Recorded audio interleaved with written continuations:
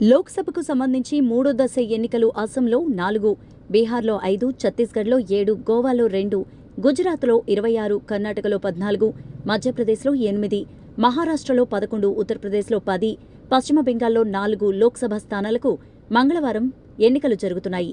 ఈ రోజు ఉదయం అహ్మదాబాద్లో ప్రధాని మోదీ తన ఓటు హక్కును వినియోగించుకున్నారు. గుజరాత్లోని 25 స్థానాలకు ఒకే దశలో జరిగిన ఓటింగ్లో ప్రధాని నరేంద్ర మోదీ మంగళవారం గాంధీనగర్ లోక్సభ నియోజకవర్గంలోని పోలింగ్ బూత్లో ఓటు వేశారు. అహ్మదాబాద్ నగరంలోని రాణిప్ ప్రాంతంలోని నిషాన్ పబ్లిక్ స్కూల్లో ఉదయం 7 గంటలకు పోలింగ్ ప్రారంభమైన వెంటనే మోదీ పోలింగ్ బూత్కు చేరుకుని ఓటు హక్కును వినియోగించుకున్నారు.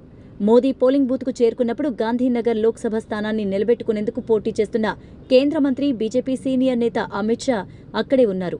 అంతకుముందు సార్వత్రిక సమరం 3వ విడతలో ఓటర్లు పెద్ద ఎత్తున పోలింగ్లో పాల్గొనాలంటూ మోదీ పిలుపునిచ్చారు.